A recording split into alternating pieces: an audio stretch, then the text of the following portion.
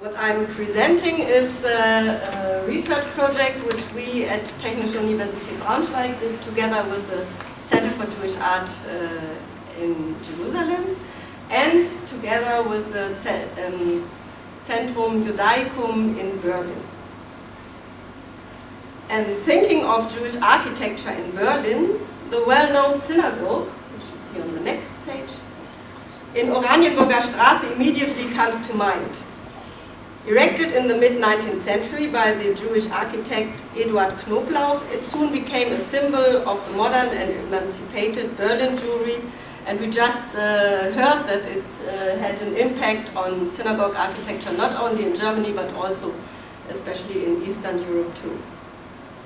But the enlightened character of the Jewish community was manifested not only by its synagogues, but also, or possibly even more so, by profane buildings, less known to the public then and even today. One excellent example to see this development are hospitals, since this type of building made a crucial development during the 19th century due to the Enlightenment and new discoveries in medicine. Like the Gentile society, the modern Jew could no longer feel comfortable with contemporary hospitals, which were still based on medieval patterns. These institutions served as almshouses for the poor, elderly and disabled, as hostel for the poor and as hospital for the sick. It was only from the late 18th century on that hospitals started to concentrate on treatment of the sick and slowly became what we today understand to be a hospital. Concerning Berlin Jewry, such a separation of the old and the sick took place as early as 1828 with the foundation of a Jewish old people's home. This new institution still formed part of the building of the old Jewish Hekdesh, which was erected by the Chevra Kadisha in 1754, next to the old Jewish cemetery. The cemetery was destroyed by the Nazis, and today it is a park, and a new tombstone was erected on the assumed site of Moses Mendelssohn's tomb, which you see on the right. It is well unknown until today that in contrary to the cemetery, which was destroyed, the Hekdesh building is still extant, and you can see it behind the trees of the cemeteries. A detailed analysis of a part of the building was carried out by the Berlin Institute for the Protection of Monuments. It contained a dendrochronological examination which dated the wooden parts of the structure to 1752 until 54. This was done with the help of the annual rings of the used wood, so that one can find out when the trees were cut for the building. The former Hekdesh is an elongated, about 35-meter long building with 4 stories. From historic descriptions, we learn that this hospital, called in German Judenlazarett, contained on the ground floor an apartment for the caretaker, a kitchen and assembly rooms. And on the first, second and third floors there were the 12 sick rooms. In contrast to the Berlin Charité, the first and largest Gentile hospital of the city, the rooms contained only about 4 to 6 beds. And there were even special single rooms, so that was absolutely super, because in the Charité you had rooms with many beds, as it was usual at this time. And this was looking back, of course, to the medieval type, and was done until the end of the 18th century. Remarkable is also the so-called Rekonvaleszentensaal, a room for the recovering patients, which was relatively new issue in hospital architecture at that time, and therefore it shows the modern character of this institution. It means that those who are really very sick are not together with those who are recovering already, so they were somehow separated. The Jewish hospital had a good reputation due to its very low mortality. For example, in 1791, it was only about 2%, in contrast to 14% in the Charité and even 25% in the Berlin French Protestant hospital. Sick Jews came from far away to get treatment here, in many cases on expense of the Jewish community, and also non-Jews were admitted. In any case, the only special features that made this Jewish hospital, which you see here on this picture, what made it Jewish was the synagogue on the first floor and the kosher kitchen that provided food for sick outpatients too. Also from the architectural point of view, the building presumably did not differ from its surrounding. In historic sources, it is described as an apartment house. And as you can see on the picture, the passers-by would not recognize that this was a Jewish hospital. Although its original facade underwent changes in 1860, one might assume that passers-by, as I said, did not notice this building. Since even after an extension, there were only 41 beds in the mid-19th century, for a community that had grown from more than 6,000 members in 1840 to nearly 19,000 in the 1860s, there was an urgent need for a new hospital building. At this time in Berlin, there was only the overcrowded Charité and some Christian hospitals, Protestant and Catholic. This obviously made the need for a new modern Jewish hospital even more pressing. The same happened in other places. During the 1840s, many larger German Jewish communities erected new and modern hospitals. The fact that especially the centers of the Jewish reform movement and Enlightenment founded new institutions such as Berlin, Wrocław, Breslau, Hamburg and Frankfurt shows how much this development was connected not only to the local situation and the need of the community, but also to a wider process of integration and progress. In Berlin, the new Jewish hospital was built from 1858 to 61 according to the design of the Jewish architect Eduard Knoblauch, mentioned earlier, who had studied at the Berliner Bauakademie as one of the first Jews who were allowed to study there. The well-preserved building is situated at a short distance from his synagogue building, Oranienburger Straße, which we saw. On the picture you have the synagogue here on this place, and the hospital is this building. Very close to it was also the house for the elderly Jewish people, and later in the 1920s a Jewish girls' school was erected on this plot. Designed by a Jewish architect and erected for a Jewish community, this structure, the new Jewish hospital, can be considered a true profane Jewish building. But how did it differ from the surrounding and what made it Jewish? Many influences played a role in the design of the Berlin Jewish Hospital.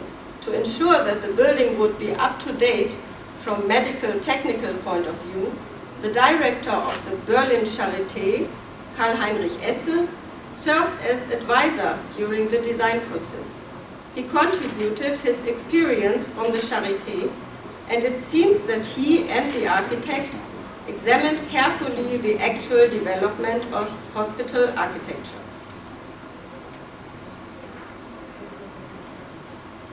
The result is an elongated three-story building with central and corner protrusions on its main facade.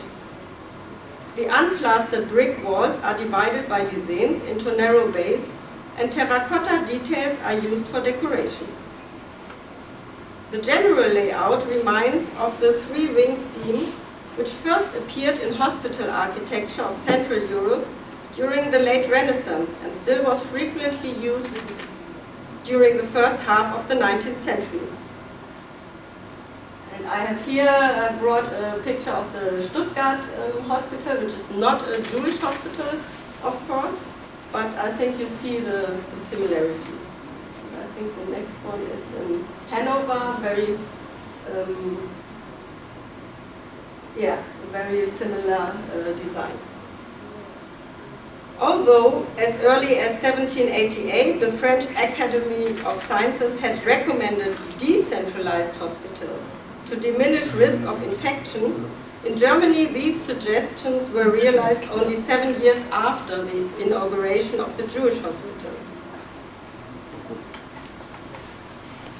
In 1868, the Berlin Municipal Hospital am Friedrichshain was the first one to be erected on the pavilion scheme, which from then on became the standard. You see that the building, there's not one singular building, but several buildings for different diseases. In any case, the application of the long-established three-wing scheme for the Jewish hospital was possibly not so much a decision for tradition. The rather small plot made a decentralized solution impossible, and taking into consideration that the hospital had only about 100 beds, a pavilion solution would have been uneconomical too. The Berlin Jewish Hospital is reminiscent of the Jewish Hospital of Hamburg, erected in 1841 until 43 by Johann Heinrich Claes-Wülbern, who was not a Jewish architect. Its main facade shows a very similar structure with the central and corner protrusions, and it is possible that it was this building from which the structure of the ground plan of the Berlin hospital may have been adapted from. The long corridor, lit by windows between the protrusions, ran along the whole length of the building. Compared to Hamburg, Knoblauch had improved the arrangement of the sick rooms and separated functions more strictly. The Hamburg hospital, too, had its prayer room in the central protrusion above the entrance, and in contrast to Berlin, the special character of this room was shown on its facade. I think you can see it here. Above the entrance there was the synagogue, and in the architecture it was shown by these large windows. It should be noted that, possibly due to Esse's influence, the Berlin hospital matched the contemporary standard of hospitals in a better way. A rather new invention, for example, was the small service room between two sick rooms. It served a nurse who in this way was closer to the sick, and in addition, these cabinet rooms also contained a small kitchen and toilet chairs. I hope you can see it here. You have a room for the sick and another room for the sick, and between two rooms there's this service room where the nurse was sitting or sleeping even, so that she was really close to the sick. This new scheme goes back to the Bamberg Hospital, opened in 1789, where for the first time a narrow corridor that contained the toilets was introduced between each two sick rooms. Bamberg quickly became one of the model hospitals in Germany, and especially this combination of sick rooms and serving rooms was adapted in many places. But in Bamberg we had the toilets in between, and in the Berlin hospital he also introduced the nurse, which is very important, I think. Another new element was the surgery that was situated in the center of the ground floor. It shows the modern character of the Jewish hospital, since the older Berlin Bethanien Hospital, opened a few years before, in 1847, did not have a surgery yet. Its central position in the Jewish hospital is possibly influenced by Esse, since at the Charité a surgery was inserted in the 1820s above the main entrance. However, this position later proved to be problematic because it lacked skylight, and since it was oriented towards the south, it became unbearable during the summer. As we saw, the Jewish hospital of Berlin did not differ significantly from the Gentile hospital architecture of its time. The general layout was usual for this period, and its medical technical equipment was up to date. What is remarkable is that the facades were designed in a rather modest neoclassicistic style of the Schinkel school with few decorative elements.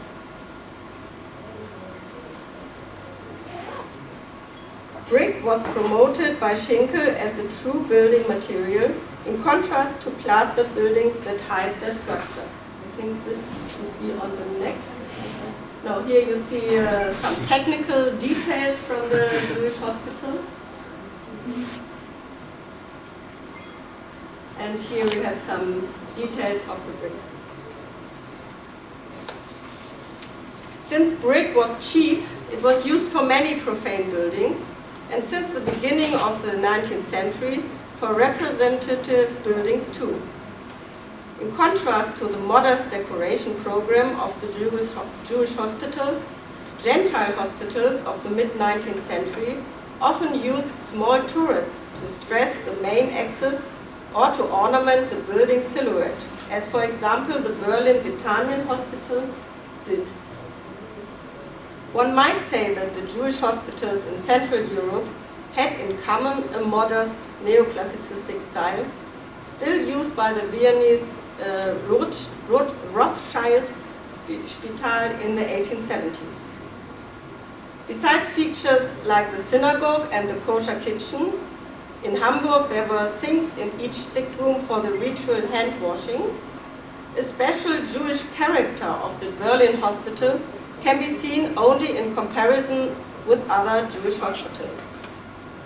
The fact that the architect chose another Jewish hospital, the one in Hamburg, as a model for his general design, instead of using one of the many Gentile examples in Berlin, which were at in his eyes, this gives the building a touch of Jewish character, but only for those who knew to draw the line between Hamburg and Berlin.